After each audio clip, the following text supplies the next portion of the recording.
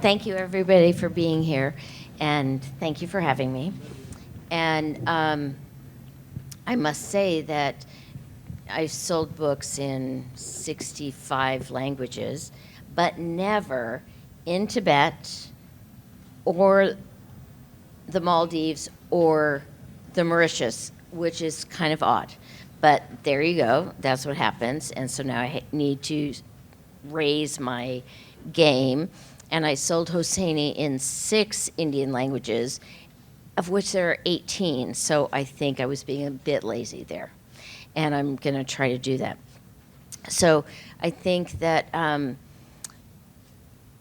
if I can start and just very shortly tell you about some Southeast Asian writers that I have represented that have sold widely in the world. I can do that. Hang on. This is a show and tell part of my talk. I represented the Totemori Agency in Japan as a scout in the 80s and 90s, and they asked me if I could represent these books, The Courage to be Disliked and The Courage to be Happy. And I said, well, yeah, it sounds like a great book.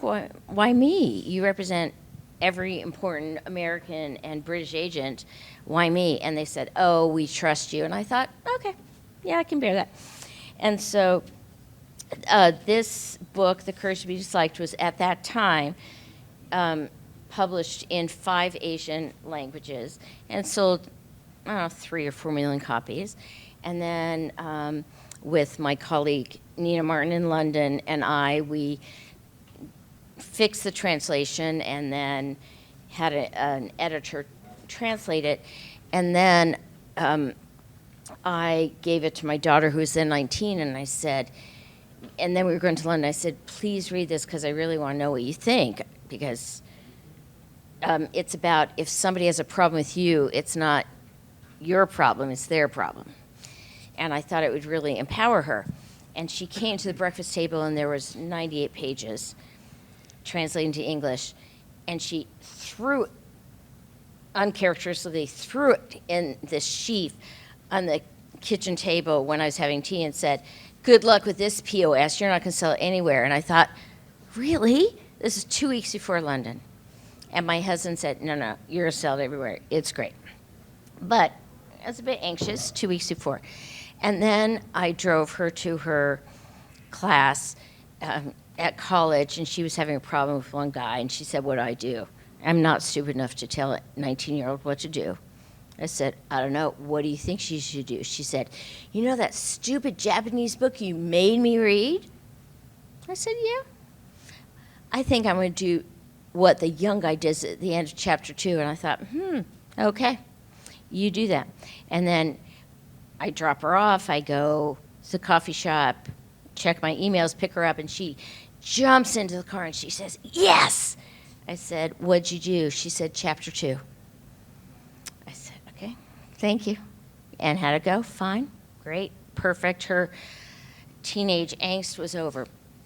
And then 2 weeks later, I went to Frankfurt, and I have never in my life taken a proposal because publishers don't ever want to read them in Frankfurt. But I just felt like I would do this, and I took 6 copies. And the nonfiction editors that I met that first day, I told this story, my daughter, and I did a better pitch about the book, and they all wanted to read it that night. I said, okay. And they all preempted it the next day in Australia, in Brazil, and in Greece. That was pretty amazing. And then the same thing happened the next day and the next day. And by the end of that, London Book Fair had sold in 6 or 8 or 9 countries. Amazing.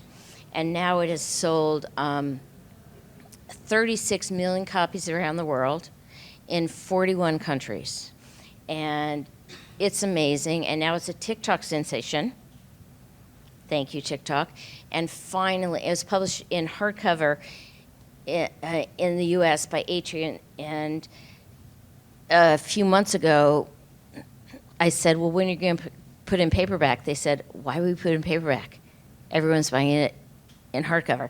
But they're coming out with paperback because of TikTok this spring. And it's truly a phenomenon. And in Germany, it has sold 800,000 copies by Rowohlt.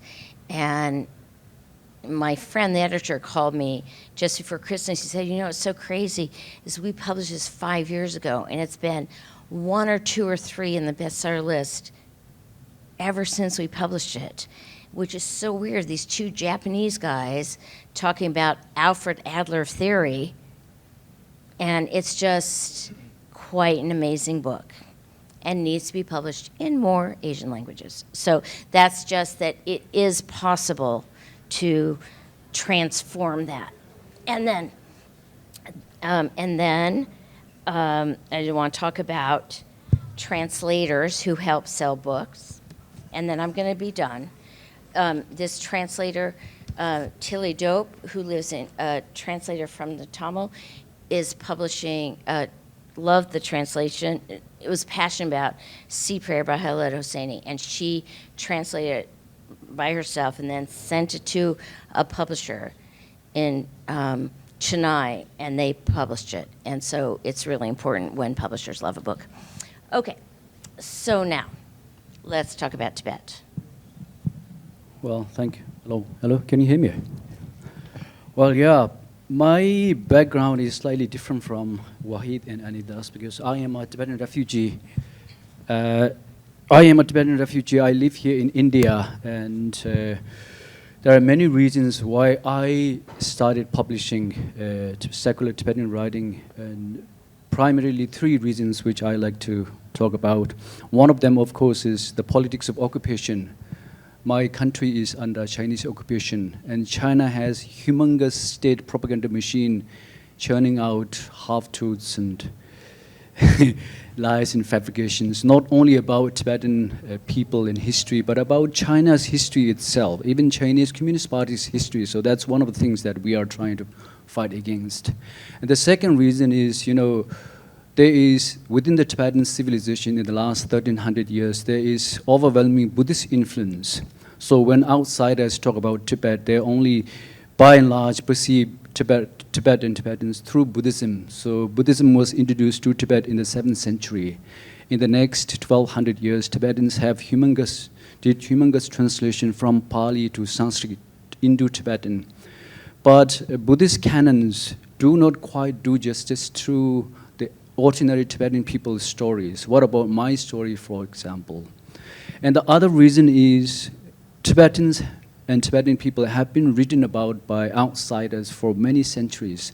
As early as 9th to 10th century, Christian missionaries and diplomats, British diplomats and foreign officers and even explorers, they started writing about Tibet primarily based on their preconceived idea of people and country, not really reflecting ordinary Tibetans, particularly stories. So when we started Tibet Writes way back in 2003, we had one clear goal.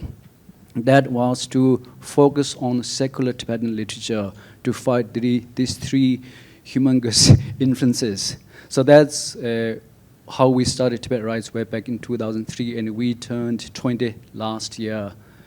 20 years behind Kali, but still we are trying.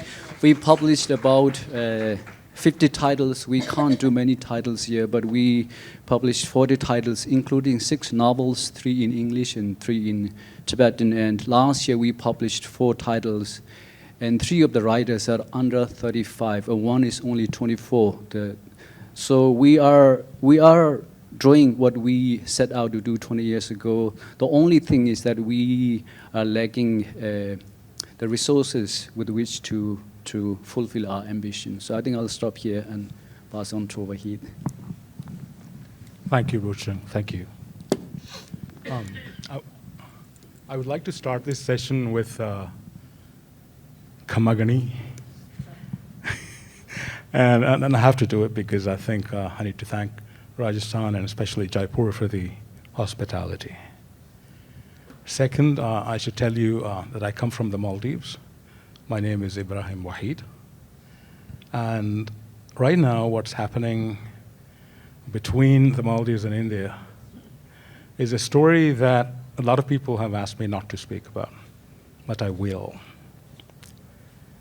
Because our story, the Maldives, we are so connected to India in the larger sense, so many ways, ethnically, linguistically, culturally, historically, that this is a link that has to be maintained and nurtured.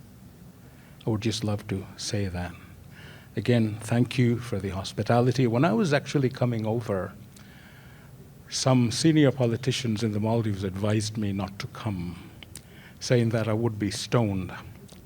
Well, if this is getting stoned, thank you for the stoning. And miracles always do happen. There is a young gentleman sitting right in front of me, whom I've known for 13 to 14 years. He's a brilliant saxophonist, classical as well as jazz. I have an interest in these areas. I play the saxophone a little bit. And he called me last night, almost midnight, and says, "Uncle, I'm here in Jaipur." This morning I had the pleasure of listening to him play.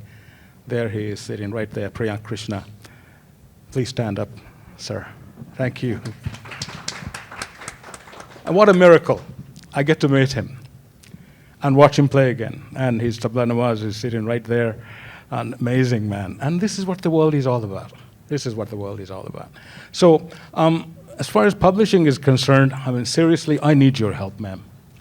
Because somebody accused me of being a polyglot. Maybe I am that. I don't know how many languages I speak. Anyways, what happens is I write in my native tongue, Divehi. By the way, for those of you who are interested in Sanskrit, how many of you are? Okay. The official name of the Maldives is not Maldives. Maldives is a misnomer given to us by the British, as was usual. Sorry, ma'am, again. The name of the country officially is Divehi Rajya. Divehi is a portmanteau. It comes from Dweep, which in Sanskrit is island, and Veshi means dweller. Rajya means kingdom. So we are the Divehi Rajya. That's what it is officially. If I start counting in my language, you will understand. Listen to me.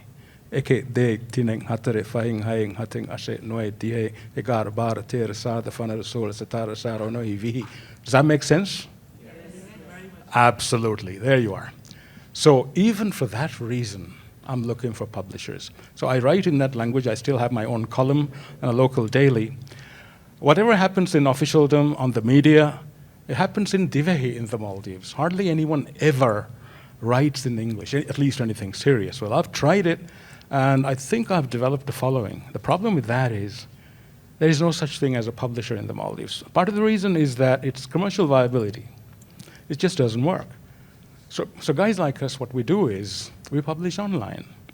So thanks to Amazon, thanks to Barnes & Noble, thanks to even Lulu.com, I have my stuff out there on the internet. But if there's anyone, either here in the panel or out there, or anyone who is watching this being live streamed, I'm available.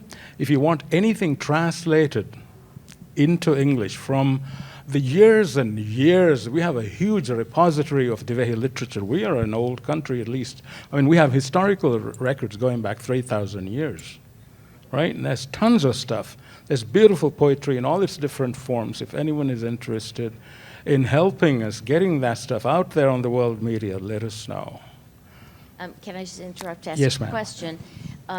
How much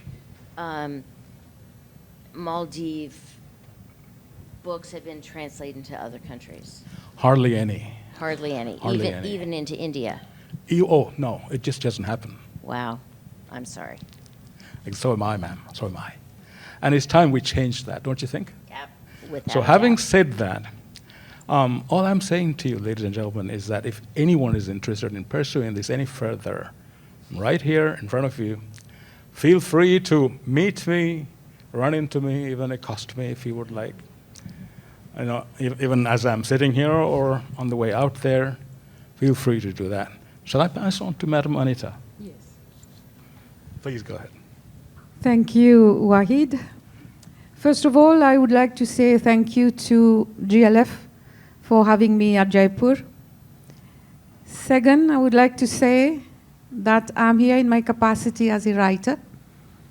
And then I am here in my capacity as the chairperson of the President's Fund for Creative Writing. So I have in my country a unit, which I chair, a unit created by the President of the Republic with adequate funds to promote and propagate Mauritian literature. Right? So many people from other countries tell me it's a unique thing in your country.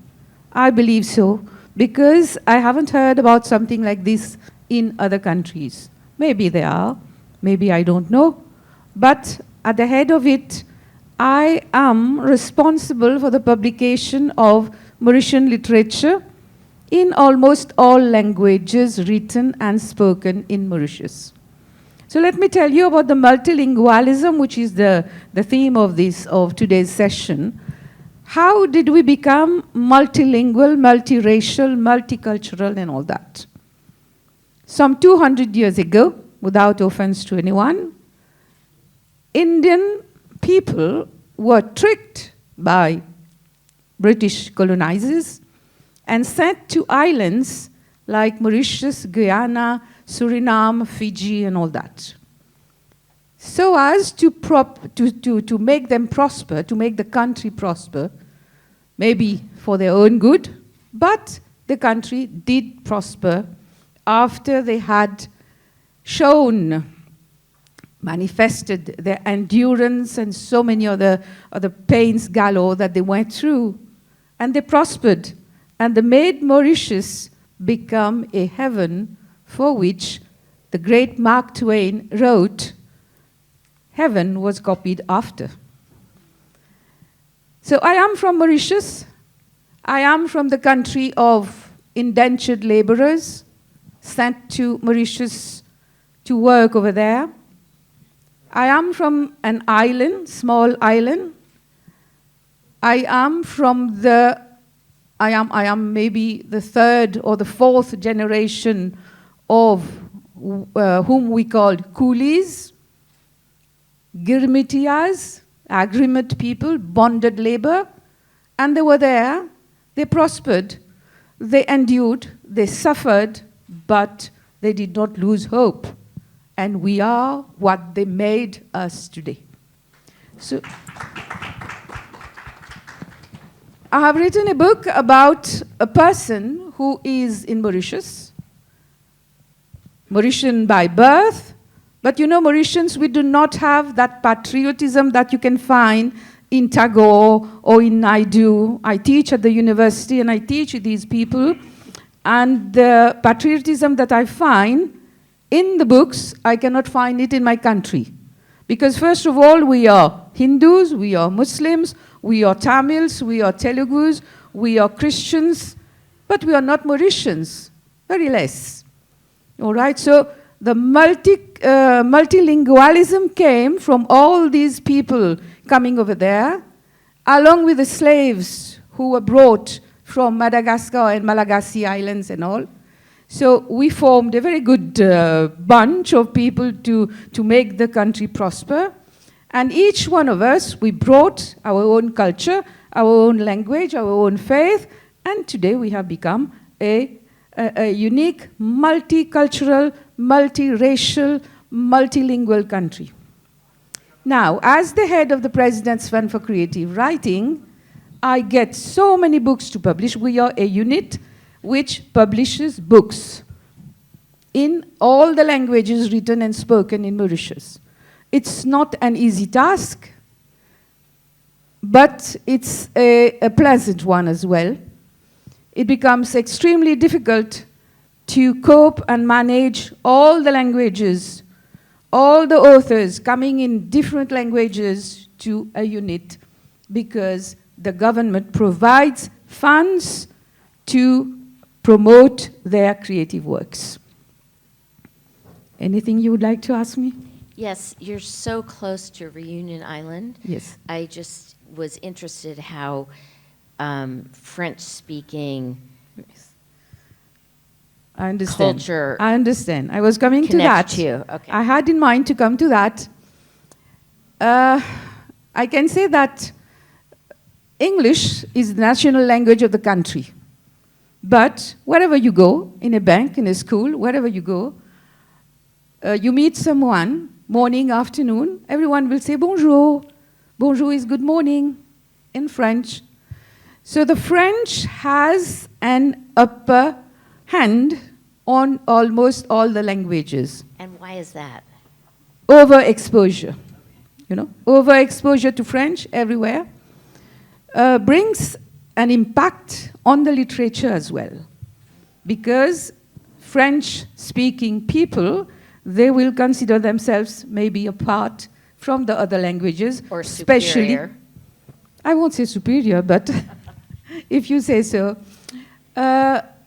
Compared to the Asian languages, who are in a way marginalized, you see? And talking about Asian languages, during my tenure of office, I have seen that there is very less creative work which come in other languages. Mostly people say, okay, it's the westernized world, let's write in English, let's write in French to be better read and to be financially better. And so how much do you publish in Mauritian? You mean Mauritian language? Yes. In Mauritian language, very less.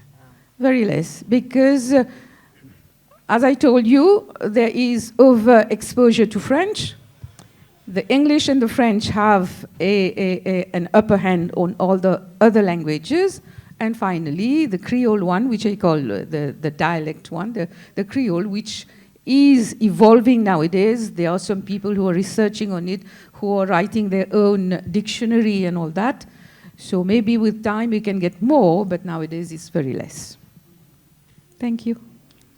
I wonder if it's a bit like what's happening with Native Americans, that they don't have any connection with their language anymore. Sure. And they are desperate to Yes. save it, but they have maybe 2 or 3 people Yeah. still alive who understand the language. Is it similar? Yes, I'm so sorry. very much. Because this is the biggest problem of horde migration. They were migrated in hordes, and finally, it's like you said, you related it to African literature, where those people are American by, they adopted the country, America. They were African by birth, but finally they find themselves like Walso Inca, like Gabriel Ocara. You will see them. They are neither in Africa nor in America, because that is not your country, and this one you have left. Right. So Mauritians also, I wrote a book on that, which is entitled The Return Journey, where the main character, the main protagonist says, my motherland, India is my motherland, and Mauritius is my fatherland. You see, so there is this mindset of fatherland and motherland in Mauritius. Really interesting. If I may add the case of Tibet, when you talk about marginalization of language, because in Tibet, the population is only about 6 million.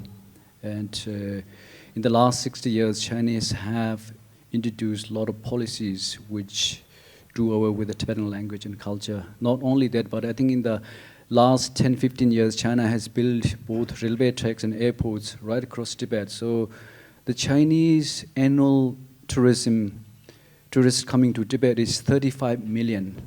So in a country of 6 million, every year 35 million Chinese come as a tourist. So in the process, not only from the official policies of not teaching Tibetan language in schools, but also the sheer amount of tourism basically destroys Tibetan culture and way of life. But the problem also is in exile. When we were forced into exile in 1959, there are 150,000 Tibetans living in the Indian subcontinent. But in the last many years, many have started to move to the West with the hope that things will be better. But the problem is, in India, with the help of Indian government, we have separate refugee schools for Tibetans where Tibetan language and culture and other things are taught. But in the West, we don't have that. So we have increasingly third and fourth generation of Tibetans in the West, in London, in Paris, in New York, who may not speak Tibetan. And that's one of the reasons why we try to balance our publication in terms of how can we bring Tibetan literature to a new generation of Tibetans who don't speak Tibetan. So that's why our publication percentage is about 75% English and about 25% in Tibetan. And how much Chinese? Chinese, very little. In exile, we Hooray. don't. But we have a lot of Tibetan writers in occupied Tibet writing in Chinese. Really? Yes, we do. But many of the books are published privately because Chinese, it's very seldom that Tibetan writers get vetted by the official Chinese publication centers. So it's publications are very limited. And one of the things that we try to focus also is translation from Tibetan to English, and also from world literature such as Great Expectation and John Steinbeck's The Pearl into Tibetan. Yeah. I was at the Jaipur Literary Festival in New York City last September, and there was an amazing panel with 2 Tibetan authors and an American woman who translates from Tibetan, and this is incredible. That you really understand this contemporary Tibetan as opening up Tibet from, I don't know, for me, this like tiny little vision that I had that I think has come from the Chinese being there. Yeah, I think not only the Chinese occupation of Tibet has opened Tibet, because for centuries Tibet has chose to remain isolated, and that's one of the reasons why why the outside world knows so little about Tibet. And when we came into exile, there were not many countries in the United Nations who knew about Tibet. And so we end up not getting enough support to declare independence at the time, right? So I think over the years, as this book indicates, we have started writing based on our lived experience. How does it feel, for example, for a Tibetan who is born in India, who has never been to Tibet, who has never seen Tibet, but right from his birth, he was told that you don't belong here. Your country is behind the Himalayan mountains. So what about his stories? What about stories of young Tibetans growing up in New York who have no access to Tibetan culture and language, but at the same time, they were told that you don't belong here. Your country is behind the Himalayan mountains. So we have all those stories which we have never really been focused upon. The major narratives, both from the outside and also in many ways from the Tibetan government in exile, is primarily focused on Buddhism and Buddhist culture. And the stories that we have, the ordinary Tibetan story, is somehow left behind. And one of the reasons why we started Tibet Rise is just for that, so that our stories are not lost. As long as we have our stories, then we have our voices. And that is important for the struggle itself. And if I may say something here, I think I'm in a different position altogether in the Maldives. But think of this, thousands of years ago, massive migration from the old Mohenjo-Daro civilization. That's who we are. Landed in the Maldives. And then the Maldives being where it is, the entire eastern seaboard of Africa is right there. To our east, the Malaysian Peninsula and Indonesia, to the northeast, Sri Lanka, and to the north, the entire Indian subcontinent, to the northwest, Arabia. And before the Wright brothers, everybody and his uncle had to kind of sail through us, and a lot of people who sailed through us stayed. But imagine this, 1,100 islands stretching twice the length of Sri Lanka, lengthwise in the Indian Ocean. For those of us who stayed, we managed to develop our own unique language, which is the unifying factor in the Maldives, in fact. So perhaps somewhere down in history, we might have a language that is called Queen pure Mauritian. Oui, oui. C'est possible, n'est-ce pas? So it can happen. So I wonder if, oh, sorry, go ahead. Sorry. So what I'm saying is, here we are looking at various possibilities, and maybe it's time that we pulled our knowledge base together and, with your help, perhaps, do further research on it and probably come up with a publication. Why not? C'est bien que vous parlez le français. Oui, oui. Très bien. Bravo. Bravo. Alors, what I wanted to add is that this President's Fund for Creative Writing, this unit has been possible because our country has a population of slightly higher than 1 million only. So to cater for 1 million people, their creative works and all that is quite an easy thing compared to a country like India. Okay? And when we became multicultural, multilingual, this multilingualism brought certain positive aspects. For example, if you take it from so many angles, financially, multilingualists are quite well off because you can work as in the embassy, you can work as an interpreter, you can work as a translator, and so many other places can recruit you for their own publishing houses, right? So that will be the financial thing, but emotionally also, the emotional level of the person goes higher because the morale is always boosted. You know so many languages and you feel so good. Psychologically, you are happy. Financially, I said. Professionally also, you are happier than others. And morally, maybe, you feel better than others. It's not the ego thing, but you feel better that I can speak so many languages, I can be a globetrotter, I can travel, I can write in many languages, which maybe my friends can't. So this is the positive aspects of being born and bred in a multilingual country. But you know, I come from to coin a word, Yes. a unilingual country, right? The Divehi language. Yes. But, well, yeah, monolingual. Thank you for that correction. Thank you so much. God bless you. You know, but then, what's to stop you from learning foreign languages? I mean, I've tried it. It works. Believe me. It works, yes. It does. It certainly does. It works, but it's not possible for everyone to do it. No. That depends not on your determination to learn languages and opportunity. Opportunity and determination, because it's not an easy thing to learn as many languages as you want. For example, Sanskrit nowadays is taught in almost all countries, and in our country, in my country, Mauritius, we have speaking unions. You know, so you are French speaker, you go to the French speaking union, Hindi speaking union, Urdu speaking union.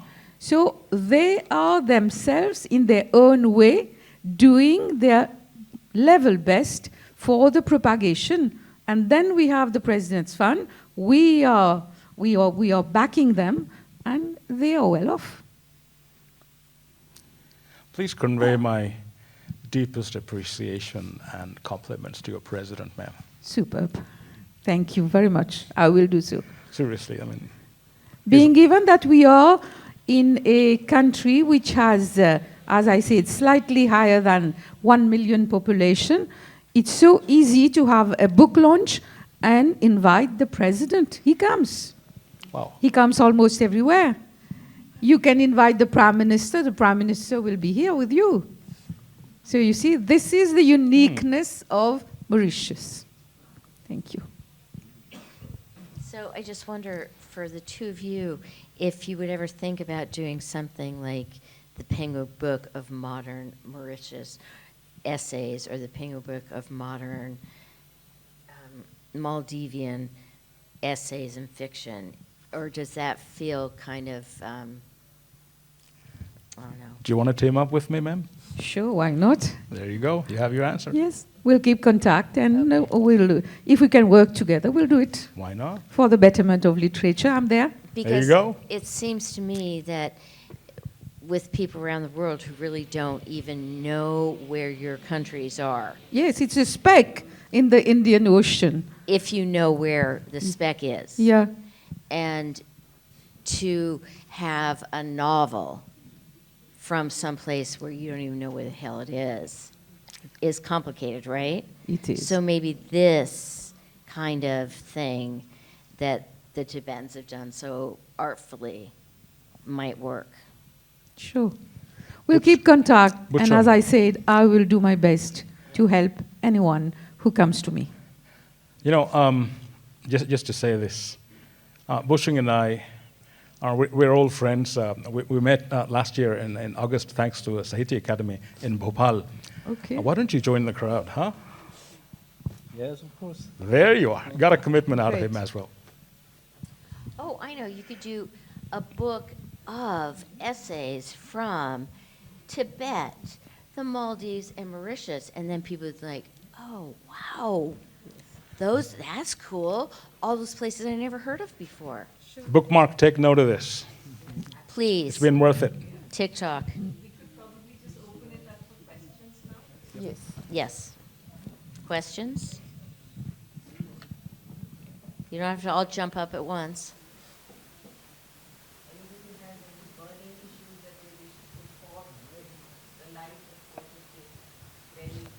Yes. Microphone over here, please.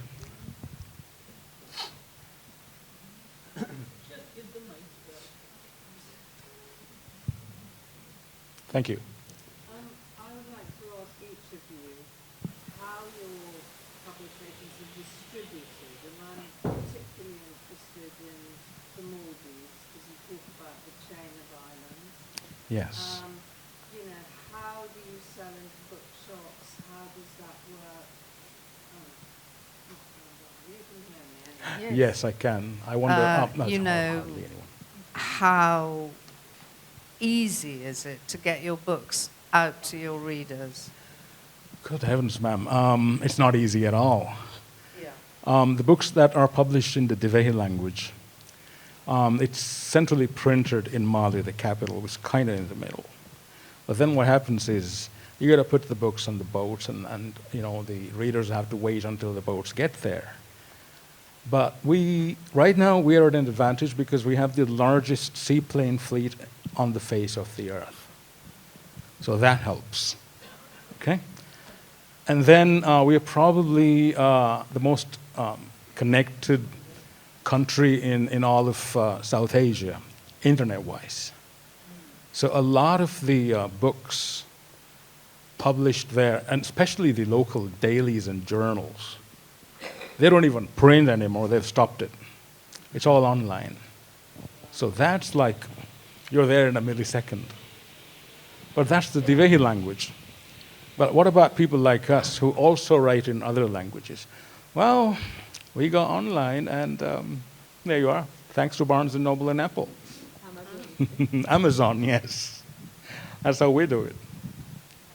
And what about in Tibet? How do you reach the Uh, Tibetans in other countries? Do you have to Things partner are- with other publishers, or? Yeah, things I think maybe slightly easier for us because the Tibetan community in exile is very closely needed. Also, we are scattered over 30 countries, but we are really closely needed. And also, we know when we publish a book, we know how and who the audience is by and large. And our audience is exiled Tibetans first and foremost. And also, we have bookshops all along the Himalayan belt, all the way from Ladakh to Darjeeling. So we know most of the bookstores. We also have some bookstores in urban places like Darjeeling and in Pune and Bangalore who stock our books. So it's very organic. One of the strategies that we adopt is we do really good book launches.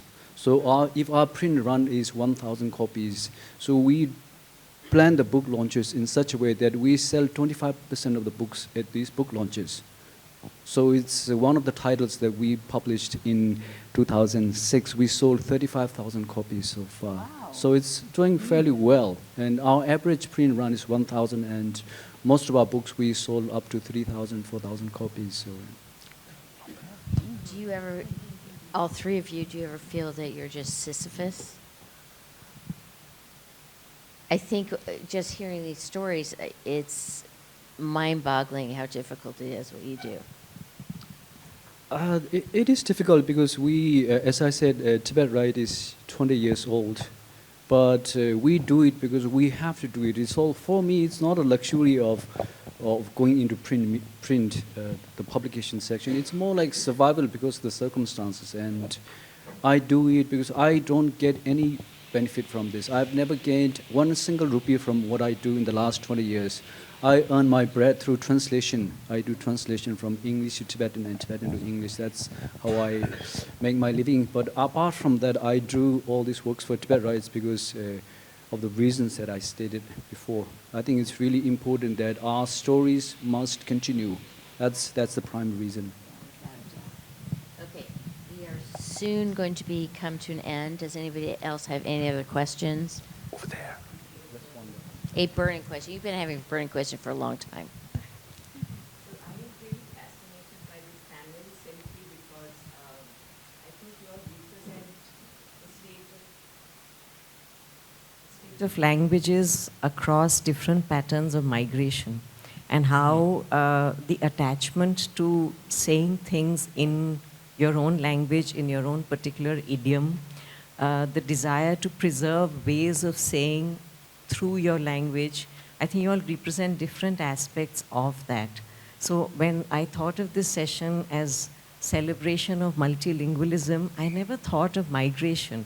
But as Waheed said that you all migrated from the Mohenjo-daro civilization, as Anitah said that migration happened for a different reason, but then that's such a little crucible of so many languages within Mauritius.